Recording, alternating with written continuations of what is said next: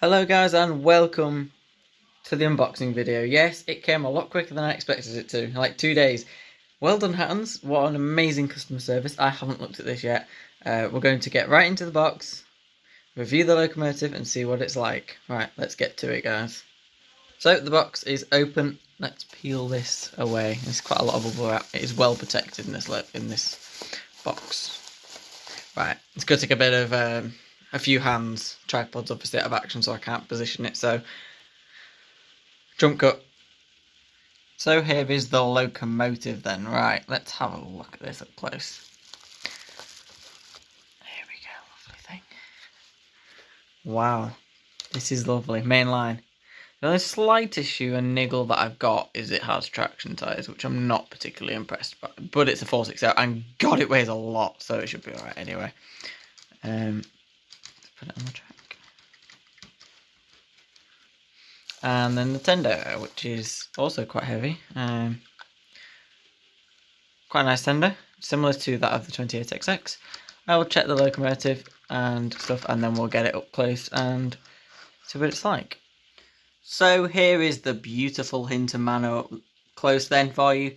And let me tell you, it's a brilliant little runner. It does need running in, obviously, they always do. It's probably not ran for quite a while, and because it hasn't ran, I'm going to give it a bit of an oil, and then I'm going to run it in for a couple of minutes, especially because it's obviously ran in before, but it just needs a second one just to make it a little bit smoother. As you can see, this isn't the most detailed locomotive in the world because it's old. It's an older Mainline Manor. The only niggle I have is the traction tyres on the rear two wheels, which means that the only wheels that pick up are these four. However, that's going to, one, make it strong, and secondly, it's heavy anyway, so it's fine. And it is lovely though. As you can see, you've got a reasonable amount of detail. You've got a separately fitted lamp irons. I think that one's a little bit on the wonky side.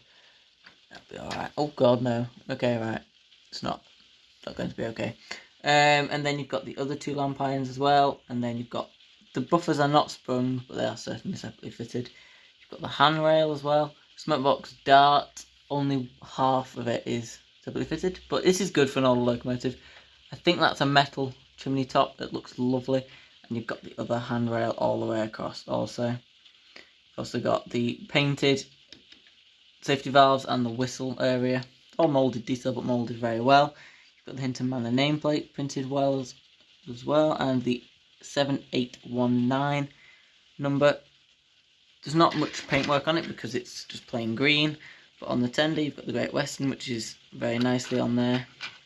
Around the back you have another set of separate fitted buffers, which are not sprung of course, but it is still very well detailed. Plus the vacuum pipe. You've also got a reasonably realistic coal load. It's not removable, obviously, it's an older locomotive. Inside you have some cab detail. It's not painted, but it is still there, which is the main thing, which is good. And that will do our little run round.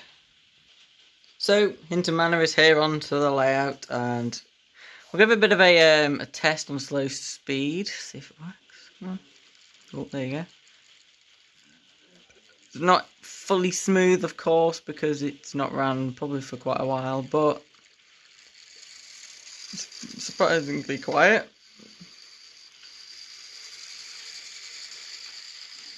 So I'll give it a bit of an oil, clean its wheels, then we'll hook it up with some coaches, and give it a bit of a running session.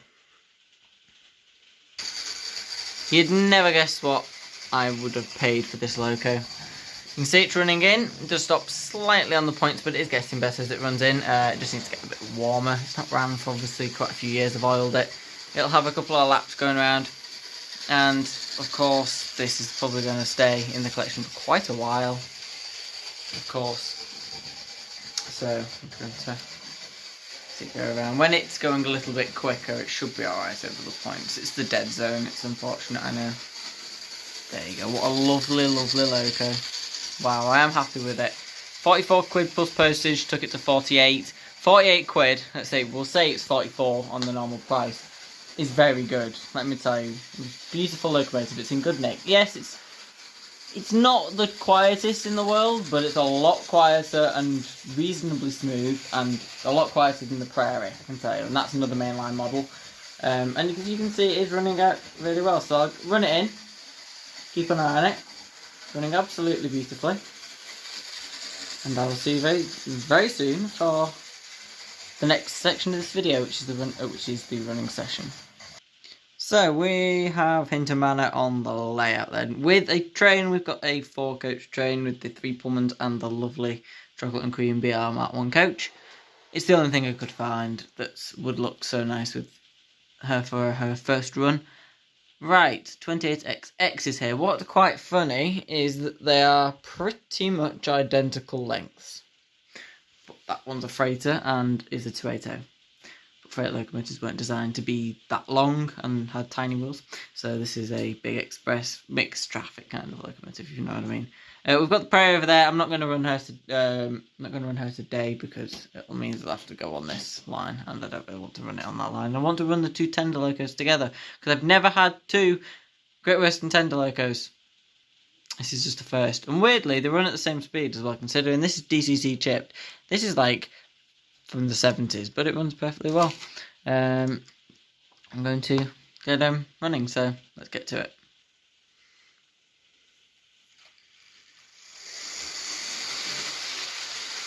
Don't want to run it too quickly. And the 2800.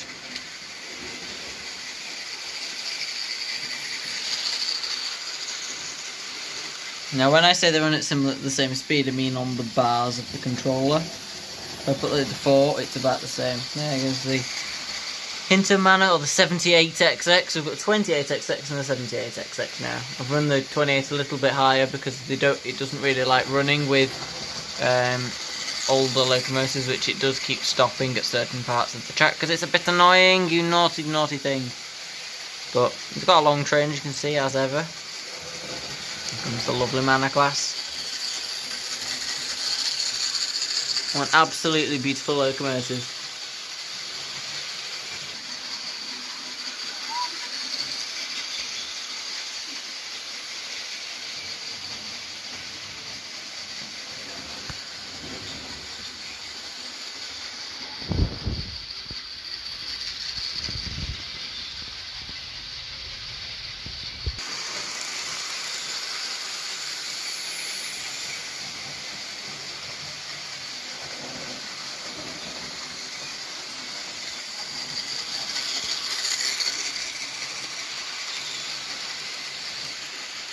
Right, so we'll watch it go around a couple more times before we get to the rankings.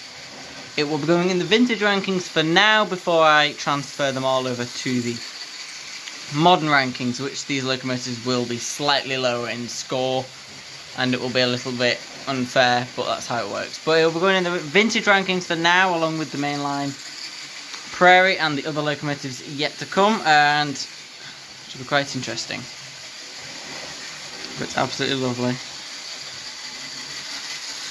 Okay, let's get these to a stop then. We'll let 28XX go around one more time. We'll stop Hinton Manor.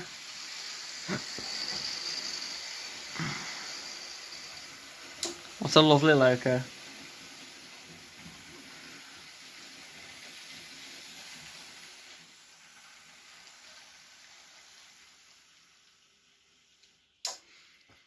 Yeah, the 28XX is modern and DCC chipped, and it doesn't like older locomotives running with it, but what an absolutely lovely pair they are. They're beautiful. Tenders, I think, are pretty much identical.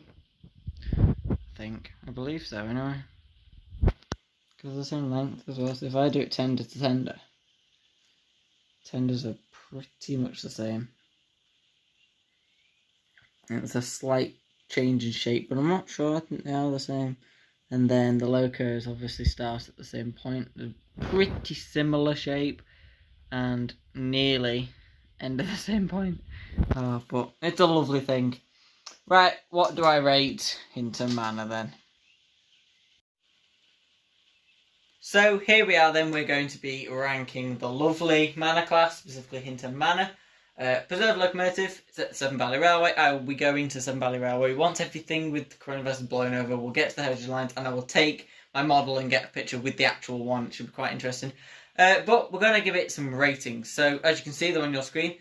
For detail, I gave Hinter Manor a 7 out of 10. Now, these ratings are for what they are, or what they would have been when it came out. So obviously, it's probably about 40 years old. I don't know how old exactly. This is a little bit of a later model. It's more premium and stuff. There's a little bit more detail on this than there is of the Prairie, and it's a little bit better quality.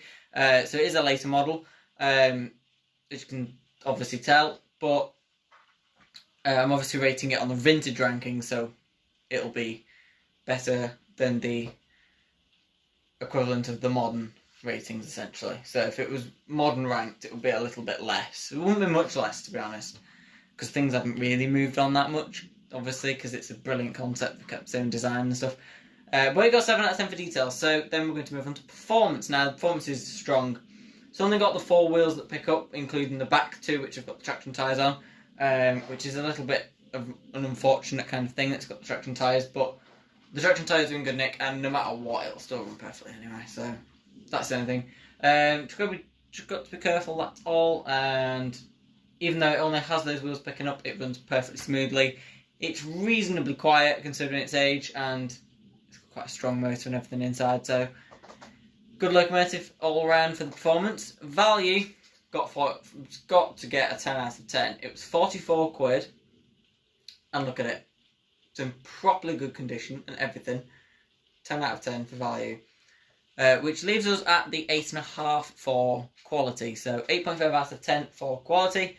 And the reason I'm going to knock it down slightly for the quality is the fact that obviously it's not as quality-wise as the modern locomotives, even though some are horrendous, e.g. Helgen. This locomotive's got an 8.5 out of 10. I was going to give it a 9, but I couldn't stretch to that 9 because of the traction tyres. There's nothing wrong with them, but I've had bad experiences with them, as you know, with tender locos. That was on the tender, though. It was a tender-driven locomotive. These are on the loco, so I'm hoping that it'll be okay. They do look in pretty much perfect condition. Yeah, they are perfect fans. Several years left in those. I think definitely several years in those. And the locomotive won't be pulling too much, so there won't be much stress on them anyway. So, overall, it's got a very good score for 8.5 out of 10 for quality, which that equals 34 out of 40, which when we divide that by 4 to find the average, you'll see it is an 8.5 out of 10 overall. And on the rankings, that means it goes at the top first. No, hang on, does it? Yes, first. Just on a tie with the Lord Nelson. And the Lord Nelson was knocked. I don't really know what it was knocked down for, because it got reasonably good score. It was just less on performance and the quality, even though the performance is slightly better. But anyway, there you go, guys. That's it ranked on the leaderboard. As you can see, it's joint first place / second place / first place, whatever you want to call it. And the Prairie got 8.25, as you have already seen. I don't think we've actually seen the review of the Prairie, just so you know. But it's at the bottom. So guys, I think we're going to leave the video here, and what a lovely locomotive. I'd like to give a shout out to Kelly Ashford, who is one of the big influences for making me get a Manor, because I love them anyway. But I thought, you know what, should I get one? Because she says they're really nice. And because she recommended Hinter Manor especially, I was like, you know what, let's get one. And I did. And I'm glad I did, because it is beautiful and it's absolutely fantastic as well. And obviously it's an older model. There are new Manors coming out. I'm probably considering getting a new Manor in the future. Mogul is next. I want to get a Mogul locomotive, which I'm trying to look for a Great Western Mogul, the 43XX. And I'm hoping to get one of those soon as well, but I don't know about that yet. But I hope you enjoyed the video today, guys. Massive shout out to Kelly Ashford. Subscribe to Kelly Ashford's channel, and obviously go and visit Hatton's immediately straight after this video, so you can go and find your own bargains. And I'll see you very soon for another video. Make sure to subscribe, put the notification bell on, and so you're alerted when we make a new upload. And I'll see you very soon for another video, guys. All right, stay safe, take care, and I will see you very soon. Bye for now.